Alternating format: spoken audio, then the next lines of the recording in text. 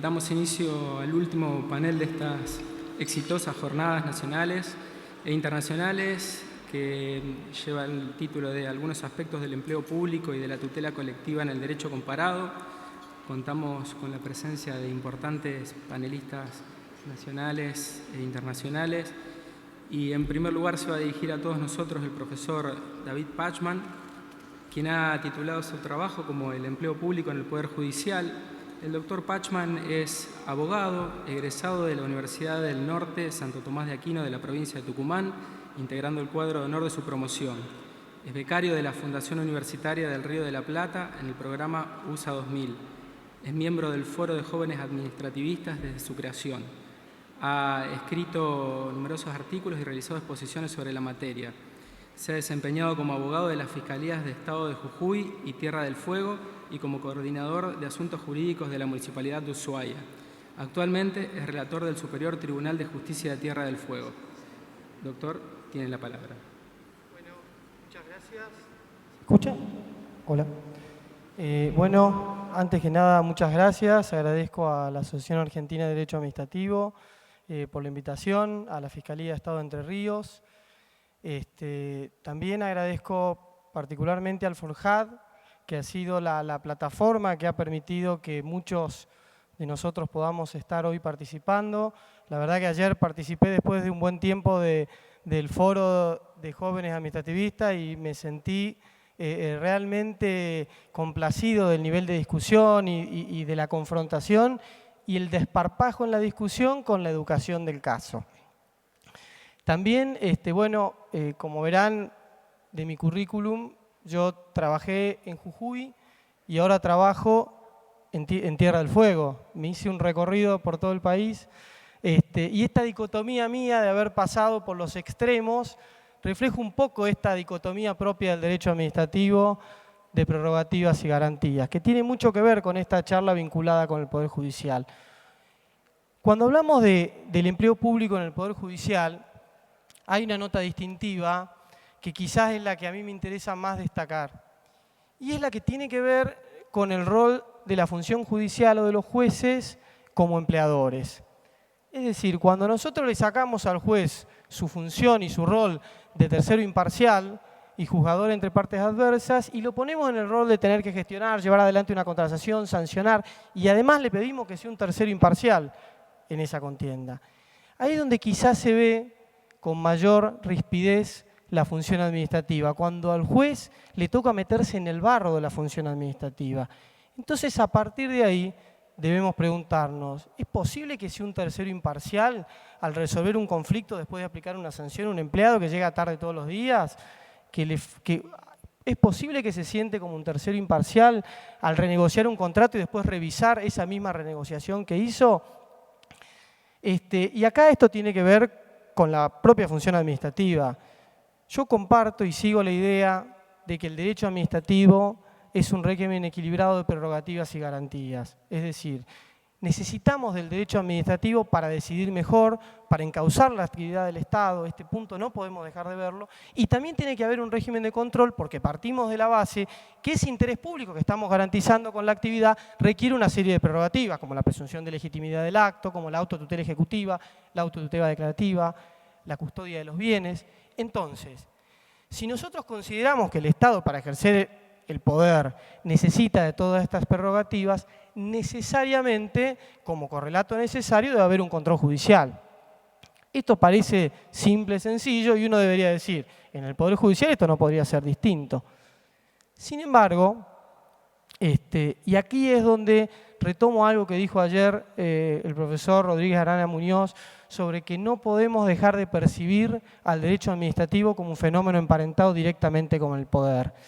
García de Enterría decía, recordando a DeWitt, que el desafío del derecho administrativo es convertir el hecho bruto del poder político en la idea técnica de competencia legal. Entonces tenemos que saber que estamos discutiendo, que estamos vinculándonos con el poder y que este poder es necesario que tenga un control.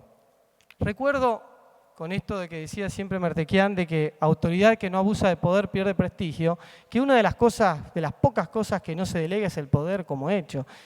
Y hay una anécdota vinculada con la labor judicial, ya no quedan estos jueces que hacen esto, pero estaba un juez sentado en su escritorio y pensaba. El juez se había puesto de novio con su secretaria y decía, esto de ponerse de novio con la secretaria, era soltero, ¿no? Digo, para todos los mal pensados. ¿Esto es trabajo o es placer? Entonces, el juez estaba sentado pensando, acababa de firmar una sentencia, se acerca al secretario, el secretario tenía unas cuantas causas arriba, lo mira y le dice, mira, vos sabés que vengo con un problema de los peores que me tocó. Yo creo que esta relación de noviazgo que tengo con mi secretaria es trabajo, porque ella viene mejor, viene contenta, me hace las cosas, pero tengo la duda si es trabajo o es placer. El secretario lo mira, también tenía unas cuantas causas arriba del escritorio, dice, la verdad que no sé, me genera la duda. Vamos a verlo al prosecretario. Y van los dos caminando a verlo. Llegan a la oficina del prosecretario, 20 expedientes, escribiendo una resolución, apagando la impresora.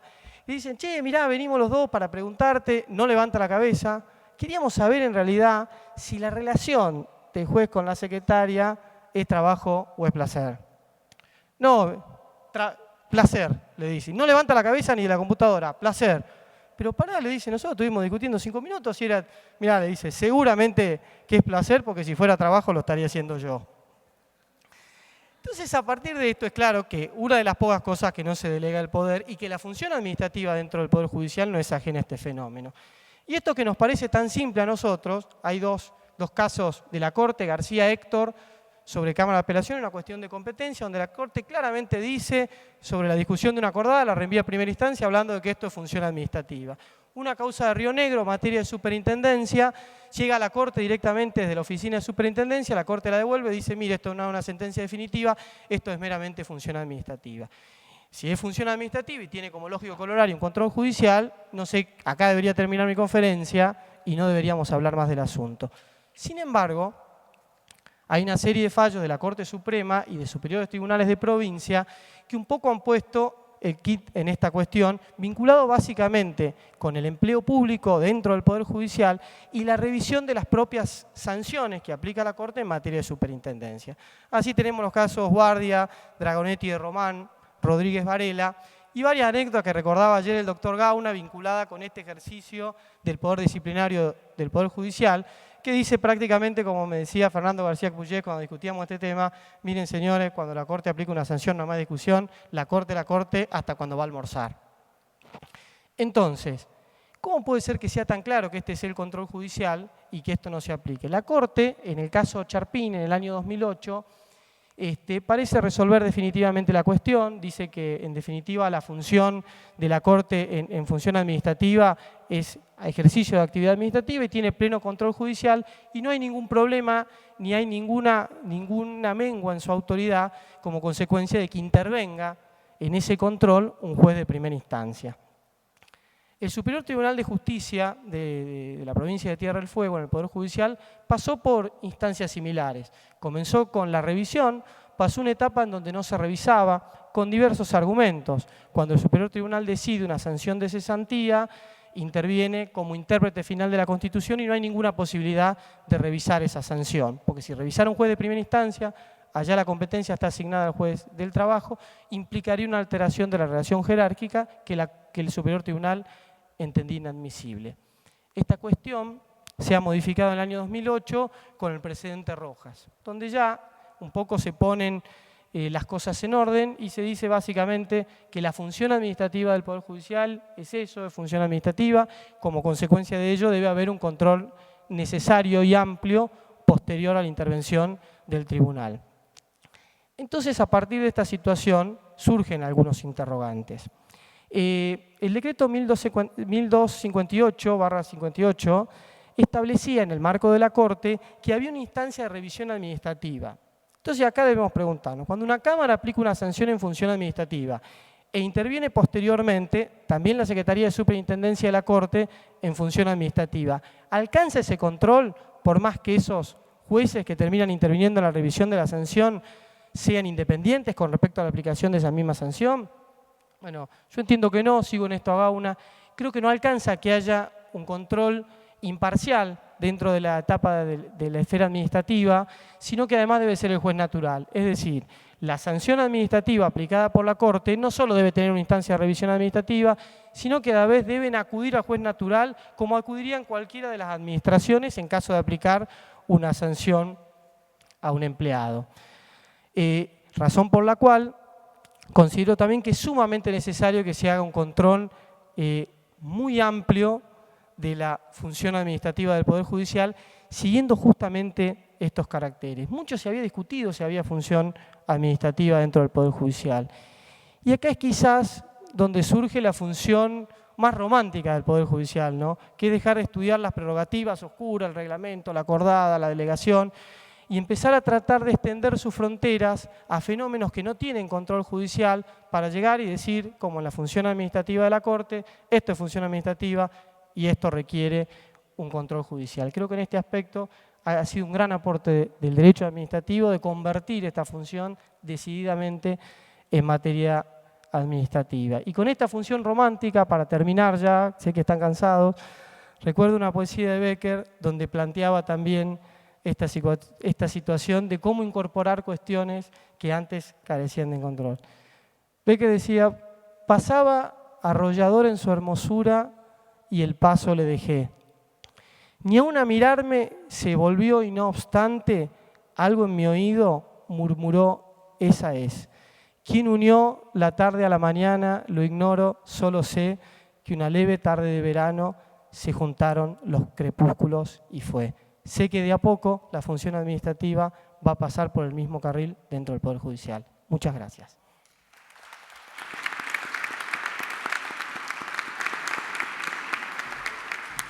Le agradecemos al profesor Pachman su participación. En segundo lugar nos hablará la profesora Silvina Capdevila, quien se referirá al tema del régimen del empleo público transitorio que ocurrió luego de Ramos y Sánchez.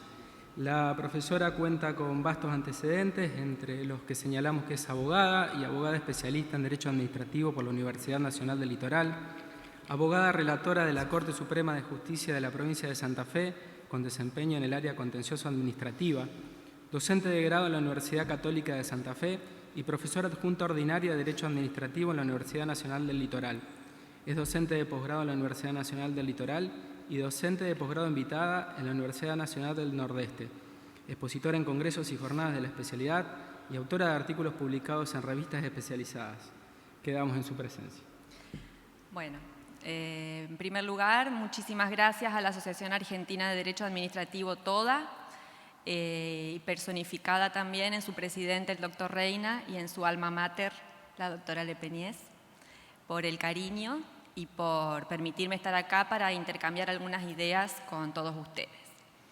El tema que se me asignó refiere al régimen del empleo público transitorio, concretamente a qué ocurrió luego de Ramos y Sánchez. ¿Qué ocurrió? Lo vamos a tratar de referenciar rápidamente en dos aspectos. Primero, ¿qué ocurrió en la jurisprudencia?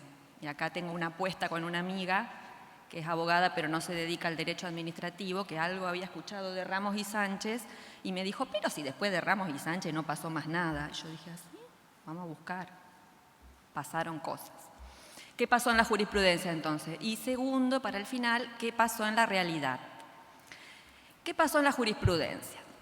Bueno, en palabras de María Lucía Jacobo Dillon, la herida que para el ordenamiento jurídico argentino representaba la problemática de la distorsión que llevaba décadas de las figuras de los agentes no permanentes de la administración pública, herida que parecía que nunca iba a empezar a cicatrizar, empezó a hacerlo finalmente el 6 de abril del año 2010, cuando el Alto Tribunal de la Nación resuelve la célebre causa Ramos, en la cual, como todos recuerdan, la Corte consideró que el señor Ramos tenía derecho a percibir una indemnización al habérsele puesto fin a su vinculación que había durado 21 años con la Armada Argentina bajo figuras jurídicas no permanentes.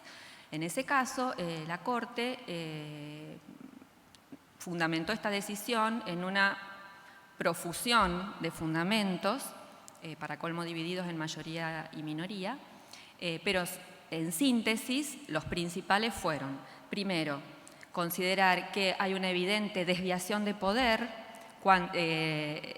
si la administración pública recurre a figuras transitorias para encubrir relaciones que en la realidad de los hechos son permanentes. Esta idea de la desviación de poder aplicada a esto la enfatizo porque va a aparecer después otra vez.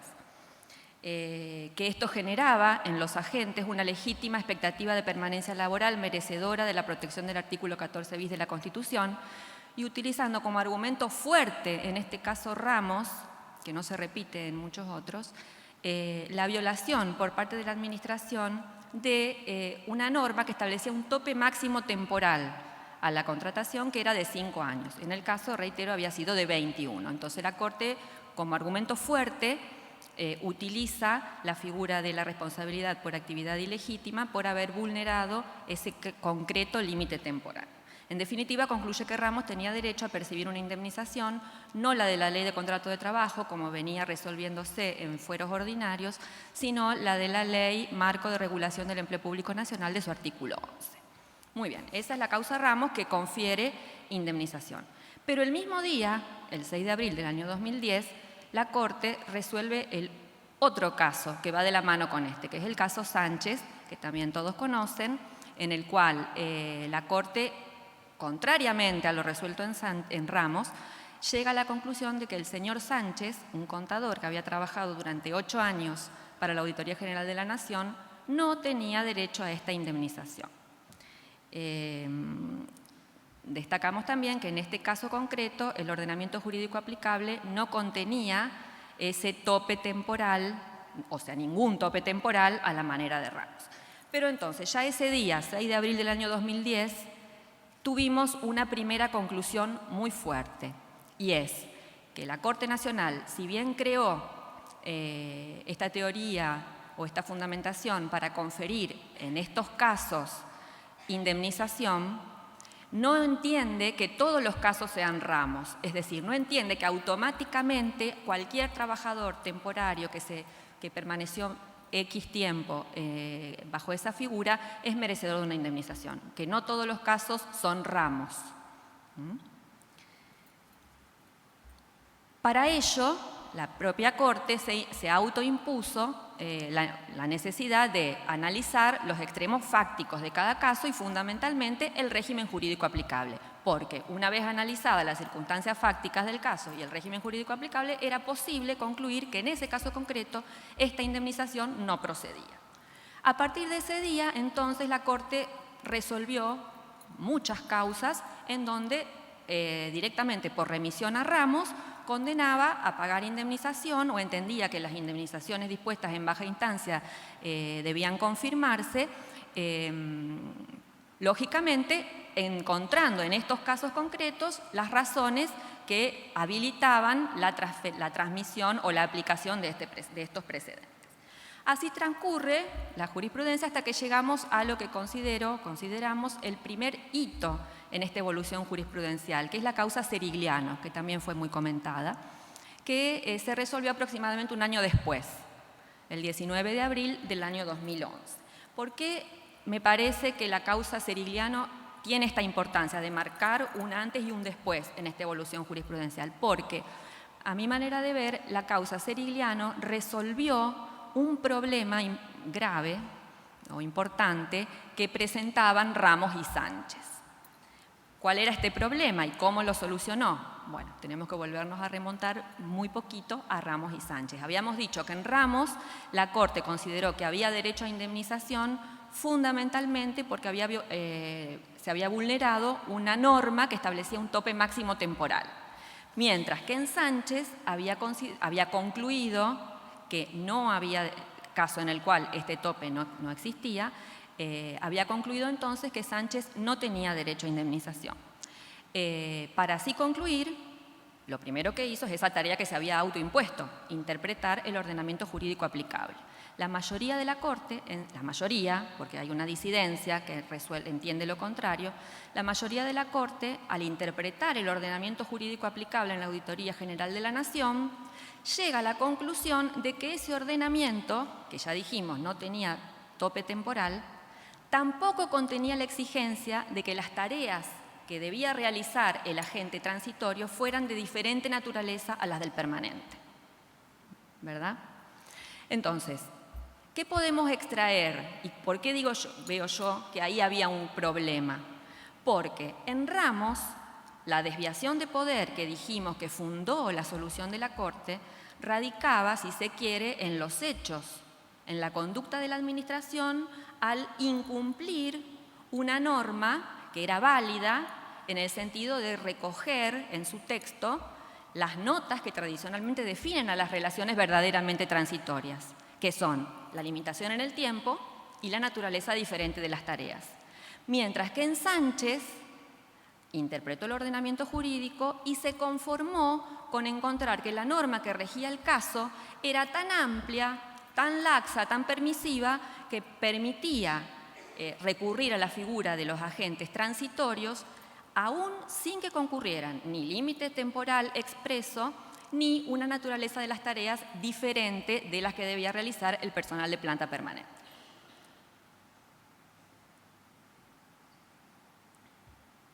Entonces, ¿cuál era el problema? Y en este sentido se levantaron algunas voces, que para la Corte el accionar del Estado era cuestionado en Ramos cuando violaba una norma concreta, pero era admitido cuando directamente, si se me permite la expresión exagerada, elevaba esa desviación de poder a la categoría de norma y directamente creaba un sistema, no ella o tal vez el legislador, creaba un sistema normativo que se podía interpretar de una manera tan permisiva, tan amplia, que habilitaba bajo su amparo que se recurriera a este tipo de figuras sin que verdaderamente concurrieran las notas que deben definirlo. Muy bien, este era el problema que había en Ramos y Sánchez. ¿Por qué digo que a mi manera de ver, que en Serigliano se solucionó? Porque el caso Serigliano era más parecido a Sánchez que a Ramos. Ya voy a decir por qué.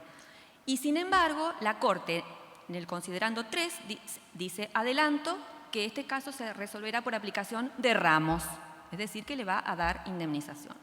¿Por qué digo que el caso era semejante, salvando enormes distancias concretas, pero bueno, era semejante? El señor Serigliano se había desempeñado durante 7 años para la Ciudad Autónoma de Buenos Aires como operario. Y el régimen jurídico que lo regía, o sea, hay mucha distancia porque obviamente muy distinta la tarea de Serigliano que la que había desempeñado Sánchez en la Auditoría General de la Nación, con todas unas notas propias de la profesionalidad de ese organismo, bueno, en fin. Pero ¿qué veo de semejante? Que el ordenamiento aplicable en el caso Serigliano era también totalmente amplio, totalmente laxo. Concretamente decía la norma, se autoriza la celebración de todos aquellos contratos que bajo el régimen de locación de servicios o de obra se encuentren vinculados con el objeto de la unidad ejecutora. O sea, lo podíamos contratar a cualquiera, para cualquier cosa, tal que tuviera algún punto de contacto y por cualquier tiempo. Y la Corte, entonces, en este caso, no aplica Sánchez, gracias, sino Ramos. Y ahí veo yo la solución a este problema, considerando cuarto. Dice la Corte, los contratos agregados a la causa no son idóneos para encuadrar válidamente la relación. Y ello es así porque el enunciado normativo en que se amparan, por su extrema generalidad, puede ser idóneo para concertar relaciones de muy diversa índole, pero no parece eficaz para enmarcar vínculos como los aquí descriptos, ajenos a toda noción de transitoriedad y que, por el contrario, se muestran aptos para generar razonables expectativas de permanencia. Entonces, a mi manera de ver, ahí solucionó el problema, sin necesidad de declarar inconstitucional la norma, sino por vía interpretativa, dijo, está bien, pero dejemos aparte que la norma pueda ser muy amplia, muy laxa, analicemos la realidad de los hechos y apliquemos esta figura de la desviación de poder, que es entonces, a partir de este primer hito, el que se comienza a aplicar reiteradamente la Corte en sucesivos casos que tienen aristas muy interesantes. Algunos refieren al tema de la naturaleza de las tareas, otros al quantum de la indemnización. Bueno, no tengo tiempo de detenerme, pero aplicando entonces como idea central, me parece a mí, rectora de esta solución jurisprudencial, esta idea de la desviación de poder, que no solamente se va a verificar cuando en los hechos se viola una norma que establece ciertos recaudos, sino cuando es la norma misma la que no respeta las necesarias características que debe tener un agente transitorio para no tener esta razonable expectativa o legítima expectativa de permanencia laboral. Y así siguió evolucionando o se siguieron sucediendo los fallos aplicando estas ideas hasta lo que considero yo, y ya voy cerrando, el último hito o segundo hito en esta evolución, que fue muy reciente, el 25 de marzo de este año, la causa Keck contra Municipalidad de Coronel Dubrati, en la cual la Corte, me parece también que marca un hito porque en este caso la Corte avanza un paso más y aplica la línea Ramos a una problemática diferente a la que la venía aplicando, que es esta de la distorsión de la figura de los agentes permanentes. Concretamente a la problemática de la anulación en sede administrativa de actos administrativos, que había pasado en Coronel Dubrati, que es un municipio de la provincia de Chaco. Había 15, como suele suceder en muchos municipios, había 15 agentes en este caso que se habían desempeñado durante 8 años. En el año 2003 se los pasa a planta permanente y, como también suele suceder, pocos meses después la misma municipalidad deja sin efecto ese pase a planta permanente por falta de concurso, invocando entonces una violación grave. La causa tiene una serie de vicisitudes muy interesantes en sede local, que no tenemos tiempo de detenernos, pero llega a la Corte Nacional y la Corte Nacional resuelve en definitiva que la Municipalidad de Coronel Dubrati no podía dejar sin efecto este pase a planta permanente. ¿Y dónde aparece acá Ramos y Sánchez? Bueno, justamente trae la Corte la línea Ramos como un argumento coadyuvante para reafirmar la legitimidad del pase a planta permanente. Y ahí, me permito, dejando de lado la justicia del caso, obviamente, pero detenerme en este punto. Yo percibo una cierta inconsecuencia con Ramos. ¿Por qué? Porque en Ramos, considerando 8 concretamente, la Corte se encarga muy claramente de dejar aparte la cuestión de la estabilidad, de decir que el hecho de tener derecho a percibir una indemnización no implica tener derecho a ser designado en planta permanente. Y en el mismo considerando, la Corte enfatiza y rescata los mecanismos de selección y de ingreso establecidos en los ordenamientos jurídicos. Y sin embargo, en este caso, aplica ay, me quedé en blanco.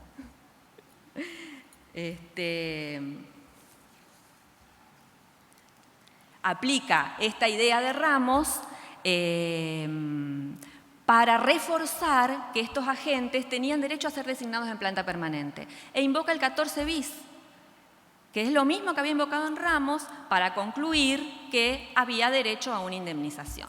Yo percibo ahí entonces una cierta inconsecuencia. Es decir, en el caso Ramos, ya termino, en el caso Ramos la Corte se deja claramente aparte el tema de la estabilidad y en este caso Keck trae estos mismos argumentos para concluir en la legitimidad de este derecho a la estabilidad, que tan claramente se había encargado de dejar aparte en el caso Ramos. Bueno.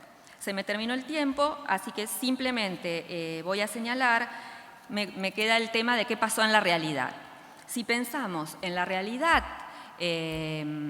vamos a ver, y retomamos la pregunta inicial, podemos a lo mejor disentir con María Lucía Jacobo Dillon y entender que la herida de los trabajadores no permanentes en el ordenamiento jurídico argentino no ha cicatrizado, no ha cerrado, sigue subsistiendo.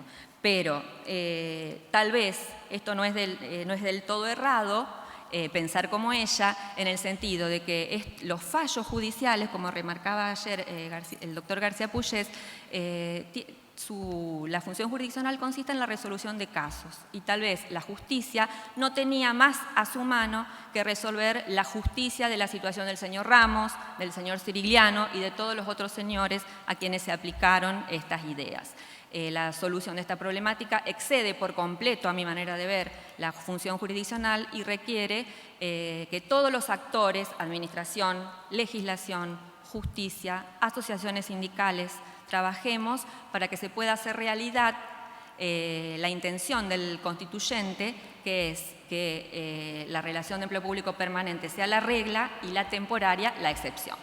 Muchas gracias.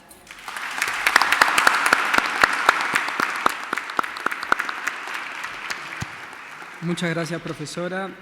Va a cerrar este panel el profesor Daniel Gunderhachhen, que proviene de la vecina República del Brasil y es un habitué de la casa. Ha titulado su trabajo La tutela judicial colectiva en Brasil entre la ley y la realidad.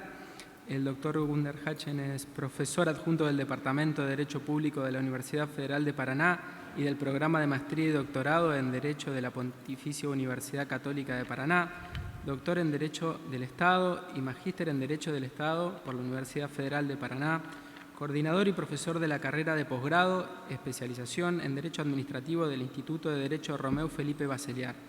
Es coordinador ejecutivo por Brasil de la Red Docente Euro-Latinoamericana de Derecho Administrativo, miembro del Foro Iberoamericano de Derecho Administrativo y director académico del Núcleo de Investigaciones Constitucionales de la Universidad Federal de Paraná. Es coordinador editorial de la Revista de Investigaciones Constitucionales y de la Revista Euro-Latinoamericana de Derecho Administrativo. Además, editor académico de la revista AIC, Revista de Derecho Administrativo y Constitucional. Lo escuchamos con atención.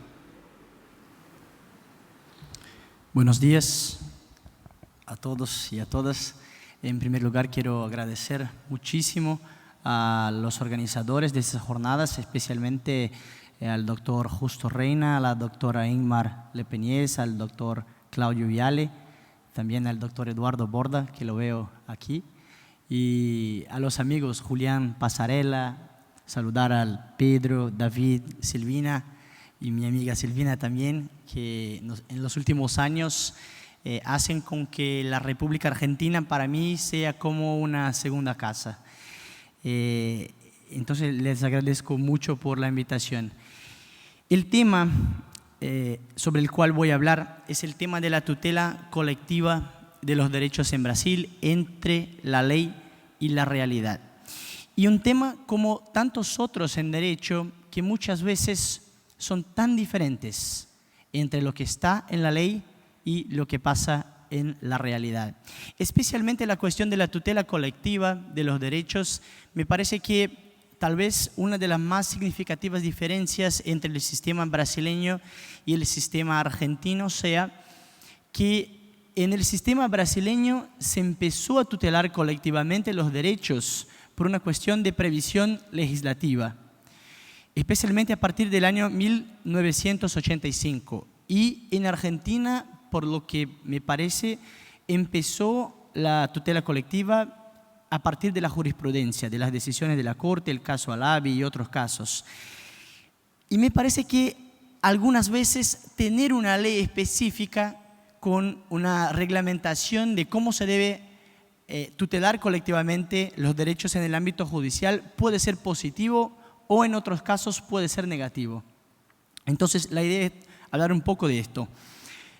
Inicialmente hay que pensar que el proceso colectivo fue creado para dos objetivos distintos, aunque relacionados con el cambio de un paradigma individualista de tutela judicial.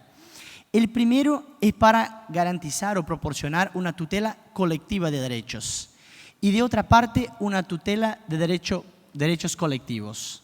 Esta es una diferencia importante porque los objetivos de cada una de ellas son distintos y muchas veces las confusiones empiezan en la falta de percepción de esta diferencia. La tutela de derechos colectivos está relacionada con la defensa de bienes jurídicos indivisibles, de titularidad transindividual, que no podrían ser tutelados sino por un proceso colectivo. Por ejemplo, nadie es el único titular de la preservación de una especie animal en extinción o de la protección del patrimonio arquitectónico de una municipalidad o entonces titular único del derecho a la construcción de un hospital público.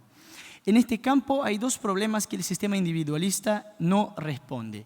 La cuestión de la legitimación, ¿quién tiene la legitimación para proponer los juicios porque hay una dificultad de organización de los posibles afectados y de formulación adecuada de los pedidos. Y en segundo, la extensión de la cosa juzgada, que no puede afectar solamente al proponente del juicio. Pero este sistema procesal colectivo no atiende solamente a esta demanda de tutelar derechos colectivos, sino también tutelar colectivamente derechos también individuales, especialmente en los casos en que la conducta del violador del derecho es una conducta que proporciona impactos expresivos en términos globales, generales, pero que generan lesiones económicas de pequeña monta en el ámbito individual. Por ejemplo, la cobranza indebida de un tributo de pequeño valor. Aunque sea posible individualmente tutelar estos derechos que son individuales porque son indivisibles, no vale la pena financieramente para el individuo aisladamente proponer un juicio, pero hubo la violación del derecho. Entonces, en estos casos, en Brasil llamamos estos derechos de derechos individuales homogéneos. No sé si en Argentina cuál es la expresión utilizada para hacer esta diferencia. Pero en nuestro sistema, una de las principales leyes que hace la reglamentación de la tutela colectiva es la Ley de la Acción Civil Pública del año 1985 y también el Código de Defensa del Consumidor de la década de 90. Estas dos leyes tienen dispositivos que permiten una aplicación simultánea de las dos leyes a los casos de tutela colectiva, no importa si son de defensa del consumidor o no. Es lo que llamamos de un microsistema de derecho de proceso colectivo. Lo que pasa es que estas leyes intentaron hacer una clasificación legal de los tipos de derechos y tal vez este intento de hacer una clasificación legal pueda ser una de las razones de las confusiones que existen en esta materia. La ley, y me permito aburrir a ustedes con esta clasificación legal, hace la diferencia entre derechos colectivos en sentido estricto, difusos e individuales homogéneos. Los dos primeros, los colectivos y difusos, tienen en común el hecho de proteger bienes jurídicos transindividuales e indivisibles, con la diferencia que los derechos colectivos son aquellos en que el titular es un grupo, una clase o una categoría, que según la ley es posible identificar a partir de lazos jurídicos entre ellos o entonces entre la persona titular del derecho y el violador del derecho, la parte contraria. El vínculo jurídico es lo que hace permitir identificar un derecho como colectivo, como por ejemplo los beneficios laborales, protección del patrimonio de un barrio, la anulación de una norma abusiva de un seguro de salud, malas condiciones en una escuela pública.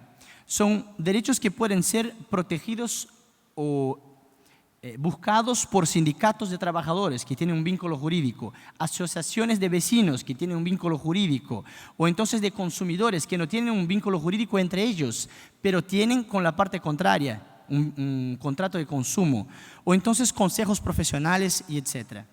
La segunda categoría que está prevista en la ley son los derechos difusos, que también son derechos o bienes jurídicos transindividuales, indivisibles, pero no es posible identificar exactamente quién es el titular. Entonces, el titular sería la colectividad indistintamente considerada, como por ejemplo el derecho a la pureza del aire atmosférico, el derecho al patrimonio paisajístico y etc.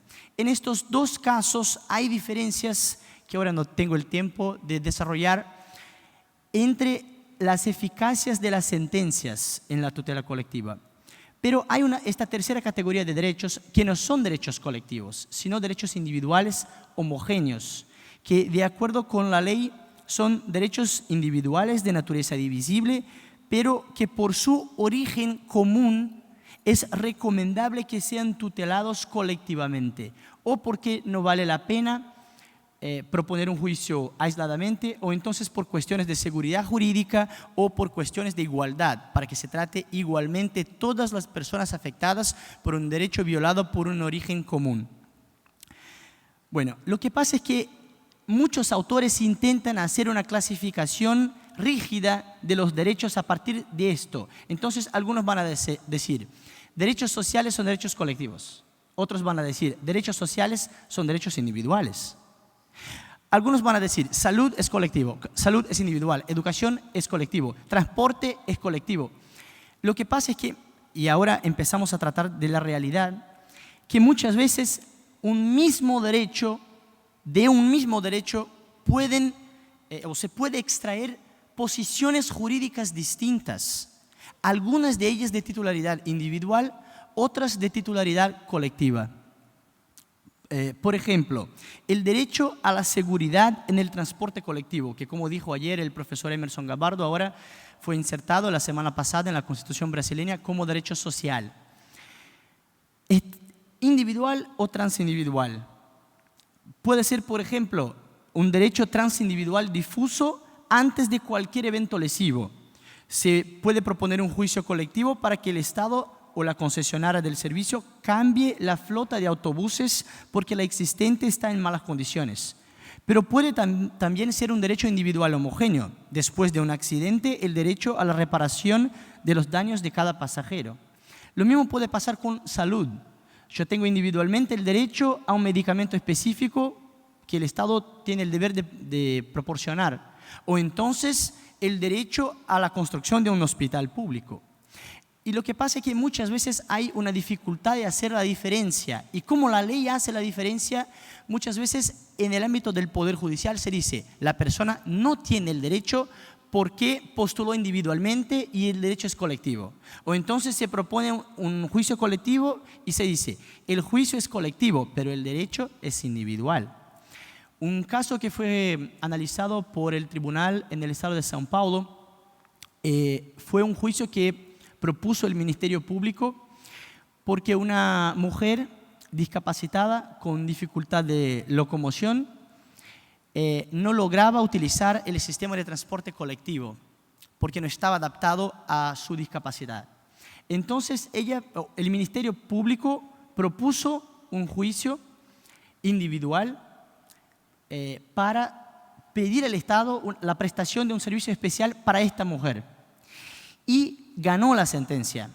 En el recurso, el Ministerio Público pidió la extensión de los efectos de la decisión y la decisión determinó que el Estado tenía el deber el municipio tenía el deber de proporcionar a esta mujer una van, una combi especial adaptada a su discapacidad para llevar a ella al trabajo. En el tribunal pidió entonces para extender los efectos de esta decisión a todas las demás personas que tenían la misma discapacidad. Y entonces el fallo del tribunal fue, no, este derecho es un derecho individual. Las otras personas tendrían que proponer juicios individuales, cuando en verdad si el Estado ya está proporcionando un transporte individual para la persona con discapacidad, sería mucho mejor que también aprovechara para con esta misma combi prestar el servicio para otras personas. Tenemos entonces, y ahora para concluir, algunos problemas prácticos. Por ejemplo, aunque el sistema esté bien desarrollado en la ley, muchas veces en la práctica, en primer lugar, los procesos colectivos son más complejos, llevan más tiempo muchas veces para juzgar y analizar. Y el sistema de evaluación de los jueces no hace una diferencia entre cuántos procesos individuales ha juzgado y cuántos procesos colectivos ha juzgado.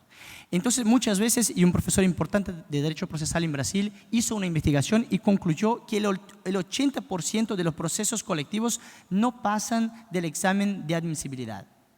Encuentran ellos razones para decir no cabía este proceso colectivo. En segundo lugar, cuando son admitidos en las acciones colectivas, especialmente contra la administración, los impactos son muy grandes. Y por ello, para evitar mayores preocupaciones, en general se desestiman las pretensiones. Un alumno mío en la Universidad Federal de Paraná hizo una investigación analizando 89 juicios propuestos en materia de salud para pedir un medicamento específico para el Estado. De las 89 acciones judiciales, 4 eran colectivas. El 80% de las acciones eran estimadas, los pedidos eran estimados. De estas 4 colectivas fueron desestimados los pedidos. Los mismos jueces que daban la tutela individual negaban colectivamente. Del mismo derecho, el mismo medicamento. Y para terminar, en tercer lugar, cuando es admitido el proceso colectivo y es estimada la pretensión, en general, no siempre, pero muchas veces lo que hacen los jueces es reemplazar los criterios de la administración por los suyos, ignorando muchas veces el planeamiento y la planificación pública y desorganizando la actuación racionalizada de la administración, que muchas veces parte de decisiones de consejos municipales y otros órganos que cuentan con participación popular. Y muchas veces el juez en el proceso colectivo cambia todo para decir, no está cierto eso, está cierto aquello. Entonces, para concluir, me parece que lo importante no es tener la reglamentación del proceso judicial colectivo prevista en la ley, sino hacer en cada caso o analizar en cada caso cuál es la naturaleza de la pretensión jurídica, al revés de intentar clasificar previamente si el derecho es colectivo, difuso o individual homogéneo. Muchas gracias. Agradecemos a los panelistas, invitamos a que desciendan del estrado y vamos a hacer un break en este momento de aproximadamente media hora, 40 minutos, para luego volvernos a encontrar aquí para asistir a la conferencia de Javier Barnes, El derecho administrativo como el verdadero derecho de la sociedad, desafíos y consecuencias para el siglo XXI. Si se quieren acercar al sector de stand y carpas, este va a ser un break diferencial donde van a poder compartir algún tipo de refrigerios. Muchas gracias.